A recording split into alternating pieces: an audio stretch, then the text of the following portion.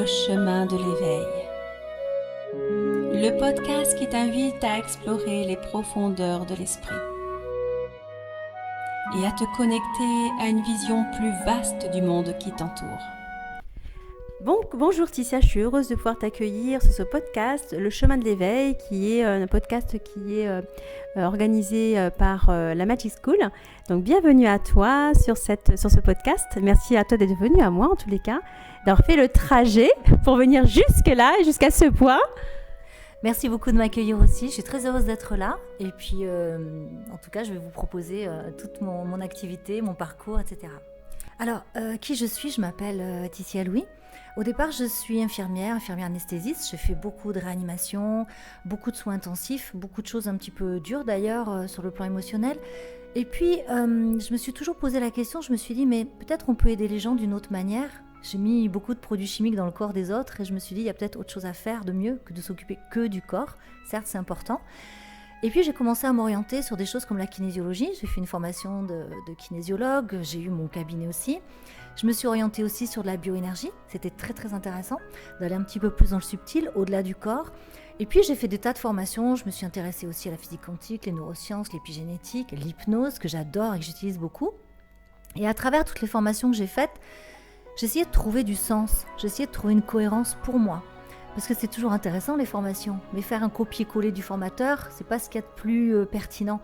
Et en fait, de faire sien la formation, d'en garder en fait ce qui est le plus juste et ce qui vibre le plus, et d'en faire quelque chose qui nous ressemble. C'est ce que je dis souvent à mes stagiaires, à mes élèves, c'est que tout ce qu'on peut appréhender de l'extérieur, de lui donner une forme qui nous appartient et qui ne ressemble qu'à nous. C'est notre vérité du coup. Et en fait, de toutes ces formations, je suis partie du postulat suivant, c'est-à-dire que nous sommes aujourd'hui le résultat de ce qui s'est passé dans notre enfance, de ce qui s'est passé dans le ventre de maman, de ce que nous ramenons aussi de notre karma, de nos vies passées, de tout l'héritage transgénérationnel, mais on est aussi le résultat de notre alimentation, de nos pensées, de nos émotions, qui sont elles-mêmes issues de notre passé, de notre équilibre émotionnel, de notre équilibre professionnel, de notre interaction avec la qualité de notre environnement, de ce que nous faisons avec notre corps physique, de notre manière de respirer, il y en a beaucoup, et aussi de tout ce que contient l'inconscient collectif de l'humanité. Donc tout ça, c'est un individu à part entière. Et avec ce postulat-là, je me suis dit, puisqu'un individu s'est construit de tout ça, pour amener les gens à de la transformation, pour les accompagner sur le chemin du changement, on va s'occuper de tout ça. Avec toutes les formations que j'ai faites, j'ai créé finalement quelque chose qui me ressemble, donc une formation complète de thérapeute holistique où on va s'occuper vraiment de toutes ces parties-là. Donc ça, c'est quelque chose que je propose tous les ans. Et il y a aussi tous les stages de développement personnel que j'adore, que je propose aussi dans l'année, bien sûr, avec des thèmes différents qui s'articulent autour de plein de choses. Et puis, un des stages que j'adore aussi, c'est le stage sur le chant, où là, on vient travailler vraiment tout ce qui concerne le chant et toutes les facettes du chant. Voilà, c'est un petit peu mon parcours, un petit peu tout ce que je propose aujourd'hui. Et je crois que tu voulais que j'intervienne aussi et que je développe un peu sur un certain sujet. Tout à fait. Ce que j'aimerais savoir d'ailleurs, c'est ce qui t'a emmené dans le chant quand même, par rapport à ce parcours de développement personnel. Alors le chant, c'est quelque chose que j'ai depuis longtemps, mais je ne l'avais pas déployé en fait. J'étais jeune infirmière et puis j'adorais chanter. Je fredonnais souvent à mes patients qui étaient dans le coma. Je ne sais pas s'ils se souviennent de moi. Et je chantais beaucoup.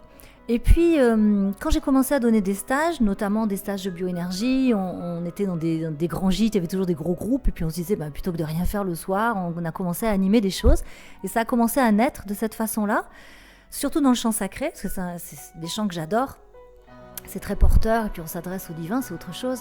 Et puis, ça a commencé à grandir un petit peu, mon répertoire, etc. Et puis, la langue hébraïque, je suis tombée dedans il y a à peu près 20 ans et j'ai vraiment eu à cœur de chanter en hébreu. C'est une langue magnifique qui est vraiment très vibrante. Les lettres sont vraiment vivantes et on peut vraiment transcender plein de choses en chantant en hébreu. J'aime beaucoup cette langue. Et donc, ça s'est forgé au fur et à mesure. Et puis, un jour, on m'a un petit peu poussé à faire un album. J'ai fait donc mon premier album, enregistré en 432 Hz, qui est une fréquence qui est en syntonie avec les fréquences de l'univers. Donc tous les instruments sont accordés en 432 sur l'album. J'y tenais beaucoup. C'était cohérent en tout cas avec moi. Et puis j'ai commencé aussi à donner des stages de chant. Et là aussi, j'ai toujours à cœur de chercher de la cohérence dans ce que je propose. Et j'ai pris le temps de sentir, ok, le chant, c'est pas juste les cordes vocales. Les chants, c'est le corps. S'il y a des nœuds dans le corps, le son ne circule pas. C'est le souffle, bien sûr. C'est la conscience, c'est l'énergie. S'il y a des mémoires aussi de non-dit, pas osé dire, etc., ben, du coup, le son ne sort pas bien non plus. Il y a tout un travail avec les chakras aussi. Il y a tout un travail de spontanéité aussi, d'affirmation. C'est-à-dire qu'est-ce que je manifeste de moi-même sur cette terre, et à travers la voix chantée, on peut travailler ça aussi. Et donc, ça s'est un petit peu forgé au fil du temps. J'ai laissé venir à moi, en tout cas, l'organisation de ce stage que je propose aujourd'hui. C'est un grand plaisir, c'est vraiment ma récré, le chant. Moi, j'ai hâte de te découvrir sur ce stage, en tous les cas, parce que je sais que tu en proposes plusieurs. Effectivement, je voulais qu'on aborde aujourd'hui un sujet qui me tient à cœur. Changer sa vie, passé, présent, futur. Est-ce que tu peux m'en dire un peu plus sur ce que tu proposes par rapport à ça ? Alors volontiers, parce que c'est vraiment mon dada. Donc changer sa vie, passé, présent, futur, c'est-à-dire dans ces 3 domaines-là, ça peut paraître un peu curieux comme titre, mais je vais développer. Je disais tout à l'heure dans la construction d'un individu qu'on est fait effectivement de ce qui s'est passé dans notre enfance, dans le séjour in utero, le karma, la lignée, etc. Donc ça fait vraiment partie de notre passé. Et pour changer sa vie en partant du passé, alors on pourrait se dire mais ce qui est passé, on ne peut pas revenir dessus. Alors bien sûr, les événements eux-mêmes sont des choses qui sont inscrits dans notre corps, inscrits dans tout notre champ d'information et dans tous les plans en fait qui nous composent. Donc on ne peut pas enlever le souvenir, on ne peut pas enlever l'événement. Par contre, là où on peut travailler, c'est sur l'impact émotionnel de l'événement, sur toutes les structures qui nous composent.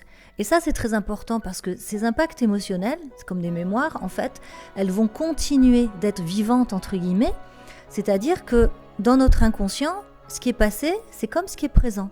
Il n'y a pas de différence. Et donc, ce que nous considérons comme passé, dans l'inconscient, c'est comme le présent. Ce qui fait que nous œuvrons dans notre vie, nous agissons, nous réagissons, en fait, pas seulement avec le présent, mais avec tout le bagage passé. Même si consciemment, on a le sentiment que c'est loin, c'était il y a 20 ans, c'était il y a 30 ans. Mais non, pour l'inconscient, c'est en même temps. Et en fait, on ne se rend pas compte que nous agissons dans notre vie, notre fonctionnement est basé sur notre passé. Et donc, changer sa vie en s'attelant à travailler sur le passé, c'est très très intéressant parce qu'on vient déjà découvrir tous les mécanismes qui ont construit qui nous sommes. En fait, c'est nos fondations, c'est le fondement de qui nous sommes.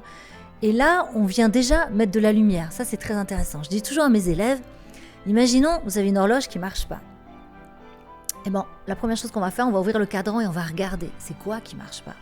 On vient mettre de l'éclairage sur la mécanique. Alors, ok, il y a ça, il y a ça, il y a ça. Ok, on a mis de l'éclairage. Est-ce que l'horloge marche ? Non. Donc, il ne suffit pas de comprendre. Mettre de la conscience n'est pas suffisant. Parce que, ok, j'ai compris pourquoi ça ne marche pas. Donc, je peux comprendre pourquoi. Moi, j'ai une problématique, mais ça ne la résout pas forcément. Des fois, les gens croient qu'en mettant de la conscience, on peut changer les choses. Ce n'est pas suffisant. Il faut aller à l'origine, en fait, de la problématique. Donc, dans la structure inconsciente, aller trouver la mémoire émotionnelle, la charge émotionnelle, appelez-la comme vous voulez, et en fait, par le biais de travail d'hypnose le plus souvent, que j'utilise beaucoup, aller permettre à l'inconscient de libérer la charge émotionnelle. On ne rajoute jamais, en tout cas dans l'hypnose que j'utilise, je ne rajoute jamais d'informations à l'intérieur de l'inconscient de quelqu'un. Pour moi, c'est pas éthique et c'est pas correct. En tout cas, c'est ma vision. Et pour moi, je préfère, au contraire, laisser de l'espace à l'inconscient et la liberté de changer lui-même ce qui n'est pas OK. C'est comme si on avait construit une maison, on avait mis les briques de travers au fur et à mesure de la construction, et qu'à la fin, on se dit, quand on est adulte, il y a quand même quelque chose qui ne va pas dans ma vie. Et donc, on va aller rechercher où sont les briques qui ont été mises de travers, et on va demander à l'inconscient de les remettre droites, ou en tout cas de libérer certaines choses. Et c'est en ça que je parle de travail dans le passé. Donc bien sûr, avec différents outils, notamment l'hypnose, mais aussi d'autres outils, on peut bien sûr travailler et sur l'enfance, et dans le séjour in utero, et dans la lignée, et dans les vies passées. Tout ça, c'est vraiment des outils aujourd'hui qui sont très bien utilisés et qui sont très efficaces aussi. Alors bien sûr, il ne faut pas être pressé. On ne change pas la vie de quelqu'un en une séance, parce que la construction, elle a pris du temps aussi. La construction, elle est reliée à des tas de facteurs. C'est très très riche, c'est très très dense. Et il faut y aller doucement aussi, à la mesure de chacun. Et quand c'est mûr, c'est le meilleur moment aussi. Donc quand les gens vraiment ils sentent que j'ai besoin de changer quelque chose et qu'ils viennent, voilà, il ne faut surtout pas les tirer ni les forcer. Et là, c'est le bon moment. Donc ça, c'est le travail dans le passé. Le travail dans le présent, c'est aussi très intéressant. Il y a d'autres outils aussi pour ça. C'est-à-dire, moi, à l'instant présent, c'est peut-être je connais mes problématiques, peut-être j'ai mis de la lumière aussi, je comprends. En tout cas, j'ai une vision un petit peu plus vaste de moi-même et un petit peu plus pertinente. Mais c'est aussi dans le présent d'aller sentir ses ressources, d'aller les chercher, d'aller faire un état des lieux. Ça, c'est très important. Et d'utiliser, par exemple, le principe des phrases positives. Mais la phrase positive, je fais une petite parenthèse là-dessus, c'est pas juste une phrase mentale. Moi, j'aime beaucoup, beaucoup, beaucoup faire travailler les gens, non pas en échafaudant une phrase mentale, n'importe qui peut sortir une phrase positive avec son mental, ça c'est facile, mais on reste en surface. Et c'est comme une équation, voilà, votre mental, il va vous faire une équation, il va vous sortir une belle phrase, super. Moi, ce qui m'intéresse, c'est de sortir du théâtre que nous connaissons, d'aller chercher dans les profondeurs nos ressources profondes, en fait, la version la plus pure et la plus authentique de soi, qui elle-même a été déformée par, justement, le karma, la lignée, le séjour in utero, l'enfance. Et du coup, on a une version de nous en surface, dans le théâtre que nous jouons, en fait, qui n'est pas tout à fait la vraie version de nous. C'est de l'adaptation aux situations et aux expériences vécues. C'est ça que nous sommes, au final. Et dans le travail, dans le temps présent, c'est de faire, effectivement, cet état des lieux de mes ressources, même si j'arrive pas encore à les déployer. Mais au moins, il y a des exercices qui sont très bien là-dessus, d'aller sentir profondément, mais c'est quoi tes ressources, c'est quoi qui existe à l'intérieur de toi que pour l'instant, tu n'arrives pas encore à déployer, ok, on est toujours dans l'état des lieux, mais au moins d'aller sentir ça. Ça permet déjà de faire comme un pont, comme une connexion entre ce que je suis, la version adaptée, conformiste de moi-même, et la version la plus pure de moi. Au moins que ça commence à communiquer, pour après que ce soit de mieux en mieux. Et bien sûr, dans l'espace présent, changer sa vie, c'est aussi, j'ai parlé tout à l'heure d'alimentation, ça peut paraître simple, et des fois les gens font pas le lien, mais l'alimentation, elle vient directement interagir sur les stress oxydatifs de l'organisme, sur la physiologie même, sur l'énergie, puisque ce que vous rayonnez en tant que champ électromagnétique est directement lié aux éléments physiques que vous mettez dans le corps, c'est-à-dire les éléments polluants, vont aussi parasiter en fait le champ électromagnétique que vous êtes. Et tout ça, en fait, c'est une espèce d'ensemble multifactoriel qui va donner en fait une certaine vibration à ce que vous êtes. Et c'est hyper important en fait de travailler aussi là-dessus. Et moi, j'explique beaucoup à mes consultants parce que des fois, ils font pas le lien. Et le mental a besoin de mettre du sens. Si on veut aider quelqu'un au changement, pour moi, c'est important d'expliquer. Les consultants, ils viennent pas juste ouvrir la bouche et prendre la béquille, c'est mon expression, mais pardon, ils viennent apprendre aussi à prendre les rênes, à pas subir qui ils sont, mais à commencer à prendre les rênes. Et il faut leur expliquer. Pourquoi j'insiste sur l'alimentation ? Parce qu'il y a un tas d'impacts sur le système énergétique, il y a un impact sur le système émotionnel. Quand on mange mal, on a un système émotionnel qui n'est pas stable. On a un microbiote intestinal qui est modifié. On a des tas de choses. Je suis infirmière anesthésiste, je connais bien le sujet sur le plan physiologique. Et j'aime bien faire le pont, que les gens mettent du sens sur les choses. Et comme ça, ils sont plus impliqués parce qu'ils ont compris. Plutôt que de dire « Ah, ma thérapeute, elle m'a expliqué que ce serait peut-être mieux. Bon, je vais le faire, mais pas convaincue. » Non. Il faut que l'énergie soit là aussi. Et bien sûr, je parlais aussi tout à l'heure de sport, d'exercice physique, c'est capital. C'est capital parce qu'on a des bienfaits hormonaux qui sont énormes. On a des bienfaits en fait sur la structure physique qui sont énormes aussi. Et qui dit physique, dit énergie aussi, dit équilibre émotionnel. Le sport équilibre beaucoup le système émotionnel, la respiration aussi. Moi, j'apprends aussi des manières de respirer à mes consultants, à mes stagiaires aussi. Parce que quand on vient stimuler le nerf vague, on a des bienfaits qui sont colossaux. Le nerf vague, c'est le plus grand du corps. Bon, je ne vais pas trop parler là-dessus, mais c'est super intéressant. J'ai fait des vidéos là-dessus. Le nerf vague, il régule quasiment tout le corps. Donc, quand on le stimule simplement avec des respirations amples, donc il faut mettre de l'amplitude dans la respiration, grand inspire et expire long et profond. Pas de respiration rapide, hein, c'est pas ça. On vient stimuler ce nerf vague, c'est le trésor de votre corps. C'est anti-inflammatoire, ça régénère les cellules, ça stimule l'immunité, ça améliore la cognition, ça régule les hormones, la glycémie, enfin c'est colossal. Et donc ça aussi, ça vient contribuer au changement. C'est-à-dire que quand les gens veulent changer, en fait, il faut emmener tout le train dans le voyage. Je ne vais pas tirer sur un seul wagon, on va avoir dur quand même à faire ça. Donc je ne vais pas travailler que sur l'émotionnel, ou que dans le passé, ou que sur le karma. Pour moi, ça n'a pas de sens, parce que c'est une interaction de nombreux facteurs qui vont converger vers là où les problématiques qui sont là. Donc il faut vraiment travailler sur tout. Donc je parlais d'alimentation, de respiration, d'exercice physique aussi. Bien sûr que quelqu'un qui vit à Paris, stress, métro, boulot, dodo, toute la pollution qui est là, et vous prenez quelqu'un d'autre qui vit à la campagne, no stress, il respire de l'air pur, etc. On n'a déjà pas le même terrain. Donc ça, c'est super important. L'équilibre émotionnel, l'équilibre professionnel aussi, c'est très important parce que ça vient altérer complètement le système émotionnel. Et qui dit émotion altérée, dit tout le système physique en fait qui est altéré aussi. Donc, tu vois, tout ça, c'est de la logique en fait. Pour moi, c'est logique et de se dire, ok, il y a ça, il y a ça, il y a ça, et tout ça communique. Donc dans le présent, il y a beaucoup de choses à faire. Moi, j'utilise beaucoup le système des phrases affirmatives et je donne aussi, en fin de consultation, entre guillemets, de devoirs à la maison. Je dis, ok, ce serait bien. Alors, il n'y a pas d'obligation, bien sûr. C'est histoire de soutenir le travail qu'on fait en consultation. Je dis, voilà, ce serait bien que tu fasses ça, ça, ça. Des fois, je leur dis, ok, là, pendant 1 mois, tu dois trouver 3 choses pour te faire plaisir. Mais que pour toi, pas pour les autres. Que pour toi. Il y a des personnes qui n'y arrivent pas parce qu'ils ont oublié. Ils ont oublié d'écouter leurs besoins. Et c'est de la rééducation, ça.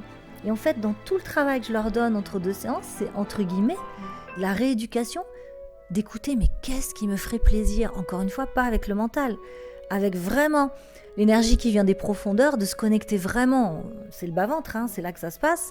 C'est avec ça que les enfants jouent dans la cour de récré. Quand on les regarde, ils jouent pas avec leur tête. Ils jouent avec la force du premier chakra. Et on a oublié ça. Et de reconnecter les gens à leurs désirs profonds, à leurs besoins, à savoir écouter ça. Et je leur donne toujours plein des petits exercices pour soutenir le travail qu'on a fait dans la séance. Et ça, c'est de l'accompagnement dans le présent. Je vais parler un petit peu du futur maintenant. Alors, le futur, me dire, mais quand même, Ticia, le futur, on peut pas. Mais si, bien sûr, on peut travailler aussi dans le futur. Là, je parle un petit peu de physique quantique. Quand on parle de physique quantique, en fait, on considère, donc en physique quantique, qu'il y a plusieurs lignes temporelles possibles. Ça veut dire quoi? Ça veut dire qu'il y a plusieurs futurs possibles. Et à chaque instant, à chaque seconde, en fait, on peut changer de ligne temporelle. Bon, c'est pas si simple que ça, mais voilà, il y a plein de possibilités. Et en fait, ce futur-là, il est complètement corrélé au champ d'information que vous avez. Et en physique quantique, on dit que par affinité et par résonance, j'attire à moi les situations, les expériences et les personnes en lien avec le champ d'information que je rayonne. Donc quand on a compris ça, on a bien compris sur quoi il fallait travailler. Et si je veux changer ma vie, c'est mon champ d'information qui doit changer. Et mon champ d'information, il est fait de tout ce que je vous ai dit tout à l'heure. Donc là, on a du boulot et on peut vraiment s'atteler à faire des choses chouettes. Et aussi, en physique quantique, il y a aussi cette notion que j'utilise beaucoup. Eux, ils disent observateur, moi je dis conscience. Bon, c'est la même chose. Et ils disent que, en fait, c'est l'observateur, en fait, qui modifie l'effondrement de l'onde en particules selon la forme de conscience de l'observateur. Alors, je vais préciser un petit peu, c'est très intéressant. C'est-à-dire que la conscience qui observe en physique quantique, en fait, fait que tout est onde, en fait, et que l'onde devient particule, c'est-à-dire matière, c'est-à-dire l'existence physique que nous connaissons, mais ça se fait en fonction de la configuration de la conscience. Ce qui veut dire que les expériences qui viennent à nous sont en fonction de la configuration de notre conscience, qui elle-même est configurée avec notre champ d'information. Ça paraît un peu complexe comme ça, mais en fait c'est très logique. Et donc on peut travailler aussi dans le futur. C'est-à-dire qu'il y a des techniques d'hypnose aussi, où on peut projeter en fait dans le futur un certain type d'énergie, etc. Mais c'est le consultant qui le fait, c'est pas moi. Moi je l'accompagne, etc. Où on va vraiment projeter dans le futur quelque chose qui correspond à notre nature profonde. Parce que qu'est-ce qui se passe ? Quand les gens ont des problématiques, en général, ils tournent autour, ils ruminent autour de la problématique et ils sortent pas de là. C'est-à-dire que la conscience, elle n'a plus l'habitude de regarder ailleurs. C'est comme si je regardais toujours par la même fenêtre, tout le temps. Et j'ai toujours la même vision de la problématique, de tout ce qui est dans cette fenêtre-là, à travers cette fenêtre. Et moi, en tant que thérapeute, je vais l'inviter à regarder une autre fenêtre, la fenêtre du futur. Parce que si je regarde toujours ma problématique, je vais projeter un futur en fonction de ma problématique. Or, il faut que je puisse regarder d'une manière différente pour pouvoir projeter un autre futur. Et là, c'est pas si facile. Parce qu'en fait, les personnes sont tellement attachées à leur problématique, inconsciemment bien sûr, qu'ils ont tendance à revenir vite vers la fenêtre initiale. Parce que celle-là, je la connais. Et puis il y a de résistance aussi. Donc ça aussi, c'est la rééducation entre guillemets. Et donc on vient travailler sur ces 3 pôles-là. Et le pôle futur, il est très intéressant aussi. Et je donne aussi, travailler à la maison des fois, juste projeter le futur qui me correspond. Pas juste un imaginaire comme ça, mais quelque chose qui doit être vécu dans le corps. Et là, je vais aller un petit peu plus loin. Quand je projette une situation dans le futur qui n'existe pas, et que je la projette d'une manière suffisamment intense et suffisamment forte pour que mon corps la ressente, c'est-à-dire que mon corps va modifier à ce moment-là toute sa configuration biochimique. Quand mon corps modifie cette configuration biochimique, il émet un autre champ d'information, il modifie son champ électromagnétique. J'explique un petit peu plus. C'est-à-dire que votre configuration biochimique, elle est reliée à vos émotions, à tout ce qui se passe dans vos pensées, qu'elles soient conscientes ou inconscientes. Et en fait, le ressenti dans le corps est relié à tout ça. Si je change ma pensée, et donc l'imagination que je peux avoir en projetant quelque chose, je modifie la configuration biochimique ou neurochimique, c'est pareil, pour que la pensée et l'imaginaire soient ressentis dans le corps. Donc ça, c'est de la chimie. Quand mon équilibre neurochimique se modifie dans mon corps physique, je dégage un champ électromagnétique qui devient un petit peu différent, qui va être teinté de ça, puisque j'ai des éléments physiques nouveaux que j'ai moi-même sécrétés.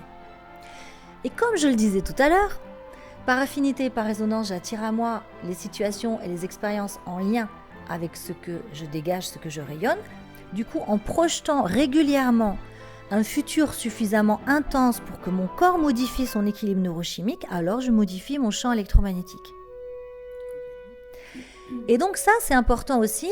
Moi, j'explique aussi à mes consultants parce que ils ont besoin de comprendre à quoi ça sert. C'est pas juste de l'imaginaire, mais c'est de l'imaginaire, la visualisation intense. C'est-à-dire que c'est pas juste oh tiens, je vais m'imaginer à la plage cet été mes prochaines vacances. Non, c'est pas ça. Il faut vraiment que je le sente, que je sente mon corps qui soit en train de vivre cette réalité. Donc cette réalité future, je la fais vivre dans l'instant présent à mon corps. Et c'est ça qui va faire que je vais avoir des modifications de mes ressentis et de mes émotions. Et c'est ce ressenti dans le corps qui modifie en fait le champ électromagnétique. Et ce travail dans le futur, il n'est pas anodin et il vient compléter vraiment tout ce que j'ai dit précédemment. Donc on pourrait bien sûr aller un petit peu plus avant dans détailler tout ça. C'est passionnant parce que surtout en utilisant ces 3 pôles-là avec des outils différents, on a vraiment un mouvement d'ensemble chez la personne et au fur et à mesure des consultations, on voit les changements. Alors encore une fois, comme je disais tout à l'heure, c'est pas un claquement de doigts pour changer, pour aider la personne à changer ce qu'elle est et en tout cas à redevenir surtout qui elle est. Et pour finir là-dessus, je dis souvent à mes stagiaires, vous êtes comme des jardiniers en fait. Il y a une petite graine et par-dessus cette petite graine, il y a plein de choses qui l'empêchent de pousser. Votre job, c'est d'enlever tout ce qui gêne cette petite graine pour pousser et pour qu'elle puisse se déployer, mais déployer qui elle est. C'est-à-dire, on ne va pas tirer sur une branche pour que ça aille plus vite. On ne va pas repeindre la fleur en jaune parce que le rose, ça ne me plaît pas. C'est vraiment laisser la nature profonde de cette petite graine s'exprimer pleinement. Et c'est ça, en fait, le gros challenge dans l'humanité, c'est d'exprimer pleinement qui nous sommes. Si tu pouvais me donner une phrase, tout à l'heure tu parlais de phrases positives, justement, pour les auditeurs, si tu avais une phrase positive pour eux, comme ça ils vont pouvoir peut-être accueillir cette phrase. Est-ce que tu penses à quelque chose à transmettre maintenant ? Alors, pour ceux qui nous écoutent, je vais vous inviter à trouver aussi votre phrase. C'est-à-dire que chacun, en fait, a quelque chose qui lui correspond, quelque chose qui vous fait vibrer. Vous savez, comme si on cherchait une pièce de puzzle qui irait au bon endroit. Et en fait, ce que je peux vous inviter à faire, c'est peut-être juste prendre le temps de fermer vos yeux, de poser une seule question. Qu'est-ce que j'ai vraiment envie de vivre dans ma vie ? Mais pas en termes de surface, je veux pas avoir une voiture, une maison. Moi, je vous parle d'état d'être intérieur. Je vous parle d'état de conscience. Je vous parle de ça. Ça veut dire que la réponse, vous l'aurez pas dans votre tête. Et la réponse ne correspond pas au monde matériel que nous connaissons. Il correspond à l'état d'être que vous avez à l'intérieur de vous. Qu'est-ce que vous avez envie de vivre vraiment dans votre vie en tant qu'état de conscience, état d'être? Peut-être c'est la joie, peut-être c'est l'amour, peut-être c'est autre chose. Mais d'aller connecter ça. Et quand vous l'avez senti, et dans cet ordre-là, quand vous l'avez senti, laissez les mots venir à ce moment-là.